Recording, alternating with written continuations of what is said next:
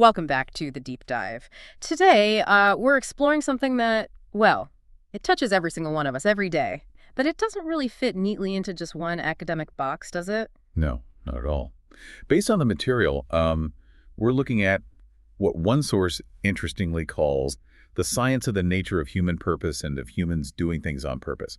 Bit of a mouthful, but apt. Right, a mouthful, but it gets to the heart of it. Exactly. Think of it as a deep look, pulling insights from, well, everywhere. Biology, philosophy, even physics, psychology, trying to get a handle on this fundamental thing inside us. This drive. Yeah, the drive to have intentions, to act, with agency, to find or create, and then live by some kind of meaning or purpose. Okay.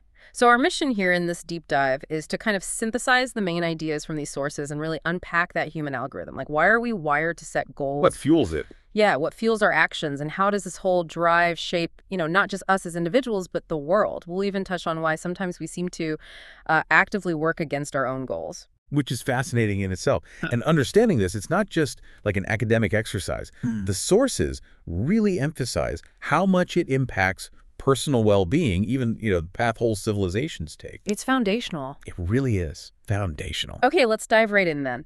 At the very core, the absolute heart of this, the sources point to this single universal thing, this inescapable human drive to seek, create, and crucially, act on a sense of purpose. And what's really striking is how universal they say it is. Yeah. This isn't some, ivory tower concept. Yeah. It's presented as a psychological imperative. It shows up in everyone. Regardless of culture or time period. Exactly. Gender, age, life circumstances, you name it. The sources give some really vivid examples that make it concrete. Like, picture a toddler just relentlessly trying to walk. Oh, yeah. That's it, isn't it? Pure, raw purpose. The goal of moving overrides falling down again and again. Totally. Or think about an ancient shaman performing some incredibly complex ritual. The purpose there is tangible, right? Maybe ensuring a good harvest or the tribe's safety. And that purpose shapes everything. Their behavior, their beliefs. Their whole worldview, yeah. Yeah. Then you jump forward, a Renaissance artist, maybe spending years on one sculpture. That drive to create, to bring this vision into reality. An intense purpose guiding all that painstaking work.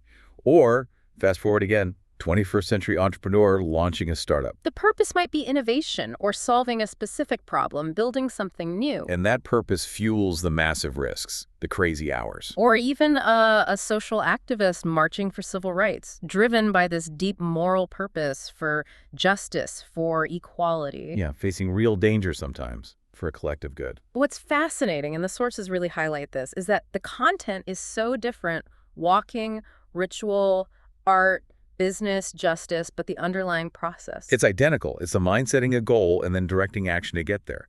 Simple, but profound. And crucially, the sources link the absence of this purposeful drive to problems, things like depression, meaninglessness. While having it predicts resilience, well-being, even better physical health, some studies suggest. So it seems purpose isn't just something nice to have. It's more like something we fundamentally need. Absolutely, a core human need. So, okay, how do we actually understand this deep need? The sources suggest looking at it through a bunch of different lenses. Right, showing how it's sort of woven into reality itself, starting with, well, us, our own wiring, genetics, and biology. We're described literally as purpose-driven machines. And, from an evolutionary standpoint, it makes complete sense. Survival of the fittest, purposefulest. Something like that. I mean, survival depends on setting goals, find food, build shelter, avoid danger, and then acting effectively. Our brains are built for it. The prefrontal cortex, right, for planning, goal setting. Exactly, the executive functions. And then there's the neurochemistry, the dopamine reward system. Yeah, the engine. That's a good way to put it. The sources explain how making progress towards a goal, even just solving a puzzle, gives you that little dopamine hit. Feels good. So it reinforces the behavior, keeps striving. It's a biological feedback loop, evolved to keep us goal-oriented. Okay, so biology explains the how, but philosophy's been wrestling with the why and the what for, well, forever. Millennia. You've got Aristotle talking about telos, the ultimate purpose or end goal of something. For humans, he linked it to eudaimonia. Which is often translated as flourishing or living well, right? Exactly. Living according to our nature, fulfilling our potential. Then, much later, you get the existentialists Sartre, Camus, coming at it from a very different angle. Totally different. Yeah. They basically argue that the universe itself doesn't give us purpose. There's no inherent meaning out there. So we have to make it ourselves. Precisely.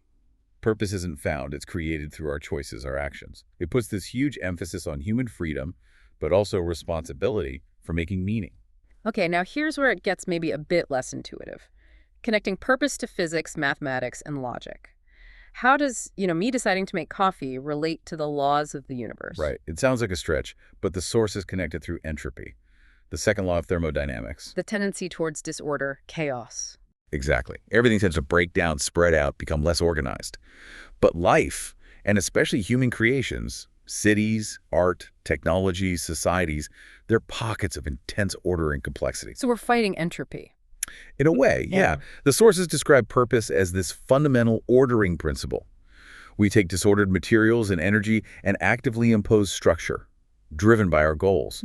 It's a temporary, localized reversal of that universal trend. Wow, okay. That's a big picture view. It is. And then on the logical mathematical side, our purposeful actions follow patterns. Game theory models rational agents pursuing goals. Algorithms are just sets of instructions for a specific purpose. That basic logic. If I want Y and doing X gets me Y, then I should do X. Exactly. That simple logical structure underpins almost everything we do intentionally, from making coffee to building a rocket. And bringing it back down to the individual level, this connection to purpose is just vital for our state of mind, our psychological health. Absolutely fundamental. Having that why makes a huge difference when things get tough. And belief systems, religions, ideologies, even strong cultural narratives. They function as powerful prepackaged frameworks for purpose, as the sources put it. They offer answers to the big questions, define what matters, and crucially, provide a shared sense of purpose that can bind groups together. Which brings us to the next point. This isn't just an internal thing.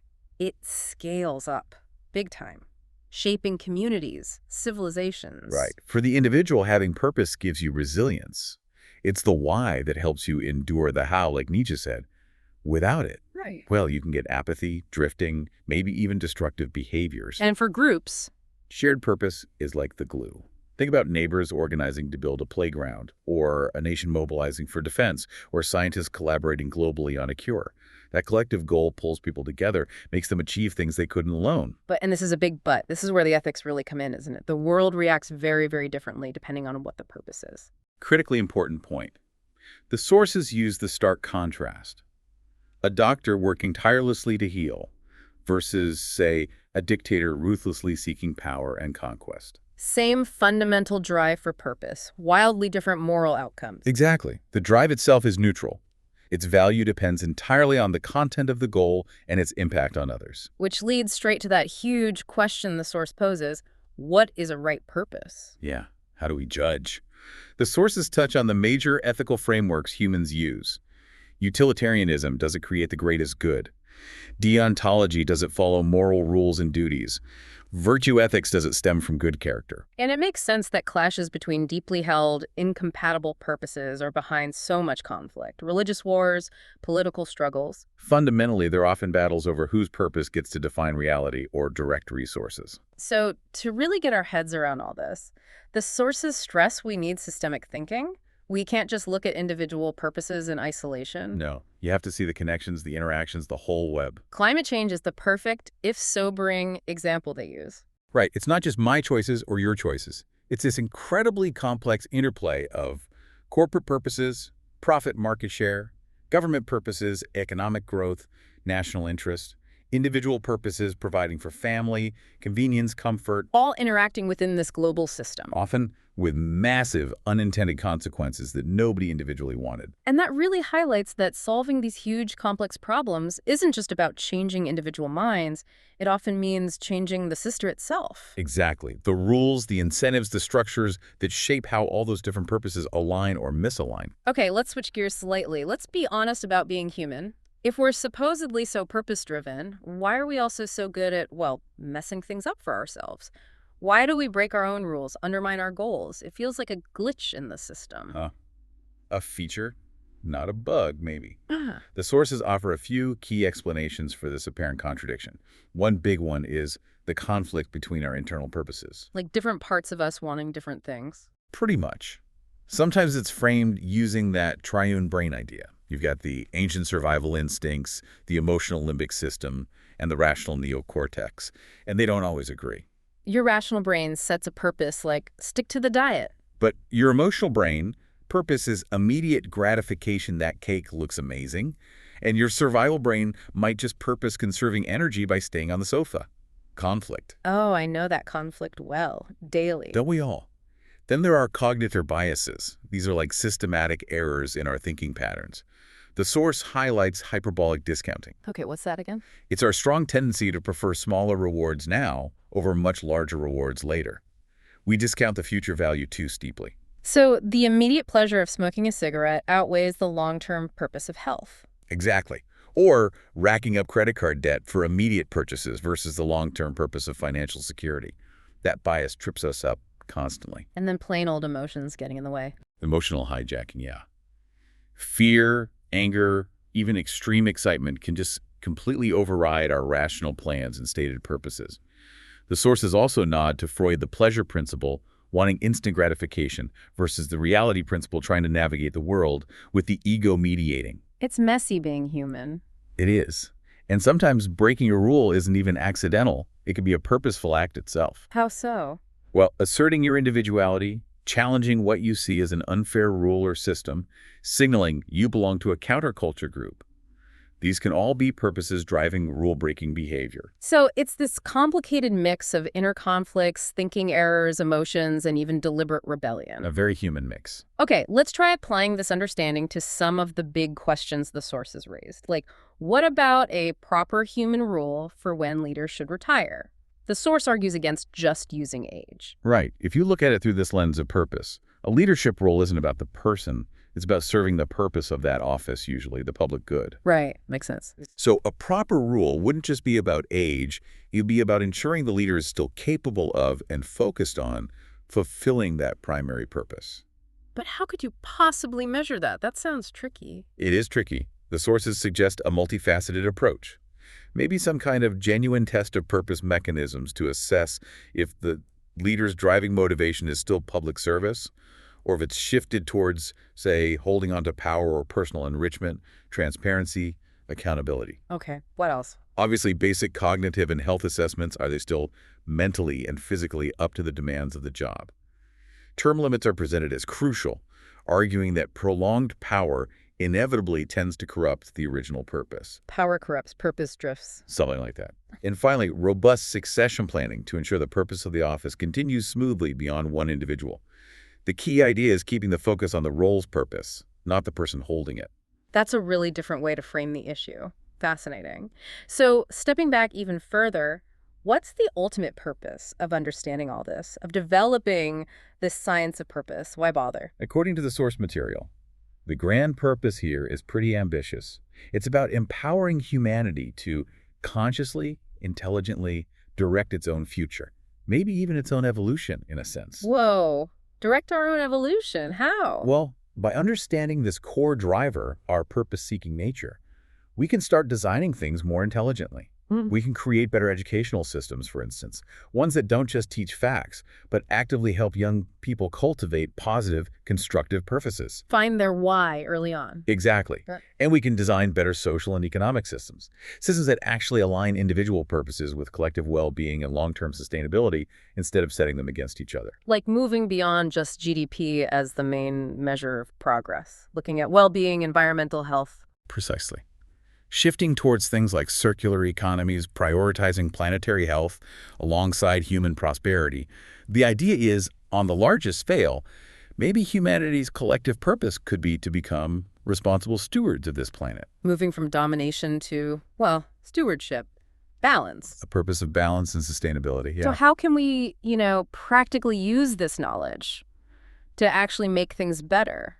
Well, the sources suggest it starts internally. Cultivating self-awareness, really understanding our own biases, our internal conflicts, the purposes conscious and unconscious that are driving us. Things like mindfulness, critical thinking become key tools. Knowing thyself, purpose style. Kind of. And then looking outward. Empathy as a bridge between purposes. This is huge. Recognizing that other people are also driven by purpose, even if their goals seem alien or opposed to ours. Trying to understand the why behind their actions, even if you disagree. Exactly. Seeing the validity in their perspective, understanding their underlying needs and goals, that's crucial for bridging divides and finding common ground. And then acting on a larger scale. Redesigning systems for pro-social purposes. This means moving beyond just tweaking individual behavior and looking at the bigger picture. How can we build institutions, laws, economic incentives that actively encourage cooperation, long-term thinking, ethical conduct, and genuine collective well-being? The sources mention specific ideas. Yeah, things like focusing on education for purpose, developing ethical AI to ensure technology serves human values, actively promoting global cooperation on shared existential challenges like climate change or pandemics. So it's about consciously shaping the environment, the system within which our innate purpose drive operates. That's a great way to put it, channeling that drive towards better outcomes. Okay, so wrapping up this deep dive, it feels like this science of the nature of humans doing things on purpose isn't just some abstract field of study. It's kind of the story of us, isn't it? It really is. It's the fundamental narrative of the human species. A species defined by this relentless, built-in hunger for purpose. A drive that's powered everything, our greatest achievements, our art, our science. And also, tragically, our worst atrocities. It's profoundly double-edged. And the implication, based on the sources, is that where we go next, our future really depends on the purposes we choose. Consciously choose, both as individuals and maybe more importantly as a collective. By understanding this core part of ourselves, by learning to think systemically, by choosing purposes that are ethical, compassionate, sustainable, the sources suggest we actually can shape a better future. A world that's maybe wiser, more humane, more balanced. That's the hope, the potential purpose laid out. So that definitely leaves us and you with a lot to think about. So here's a final thought to take away. Given that this drive for purpose is so fundamental, so deep within us, what purpose are you consciously choosing to cultivate? What are you choosing to contribute to this incredibly complex system we call the world? Something to mull over. This is DigitView.